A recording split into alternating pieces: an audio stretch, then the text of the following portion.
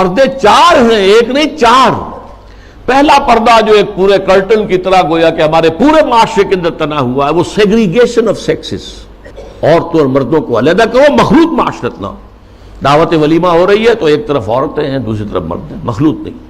پہلا پردہ سیگریگیشن، ٹھیک ہے، کوئی کام کرنے کی پابندیاں نہیں ہے، تعلیم حاصل کرنے پر پابندی نہیں ہے، لیکن یہ کہ سیگریگیشن کے ساتھ ہوگا جو بھی معاملہ ہوگا۔ اگلا پردہ کیا ہے کہ عورت گھر سے نکلے تو یا جلباب کے اندر لپٹی ہوئی ہو، اور یا یہ ہے کہ پھر اسی کی ایک شکل بن گئی، وہ لپٹی ہوئی بھی ہو، اپنے چہرے کے اوپر ایک اس کا حصہ پلو لٹکا بھی لے، اسی کی شکل بعد میں برقعے کی شکل میں آ گئی، آسانی ہو گئی۔ جلباب میں ہے تو آپ کا ایک ہاتھ جو ہے عورت کا وہ چادر کو سنبھالنے پر لگے گا، صرف ایک ہاتھ فری ہوگا۔ اگر آپ نے برقعہ اوڑھ لیا ہے اور نقاب بھی ڈالا ہوا ہے، دونوں ہاتھ فری ہیں۔ ڈاکٹر کے ہاں جانا ہے، بچے کو لے کر دکھانا ہے، بچے کو گود میں لیا اور ایک ہاتھ میں بوتل لے رکھی ہے دوا کے لیے، ورنہ یہ ہے کہ معاملہ مشکل ہو جائے گا۔ تو برقعہ اس کی ایک ارتقائی شکل ہے۔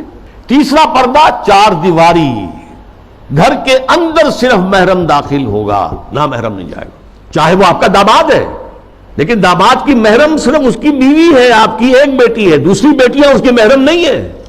ساس محرم ہے اور آپ کی بیوی آپ کی محرم ہے، وہ اگر آئی ہوئی ہے اپنے میکے میں ٹھیک ہے، لیکن یہ کہ اندر جو دوسری لڑکیاں ہیں وہ نامحرم ہیں، سالیاں جو ہیں وہ تمہاری محرم نہیں ہیں۔ یہ تیسرا پردہ ہے۔ چوتھا پردہ ہے ستر، محرموں کے سامنے بھی پورا جسم نہیں کھول سکتے، صرف چہرہ، سر کے بال بھی نہیں، ہاتھ اور پاؤں، یہ ستر کہلاتا ہے۔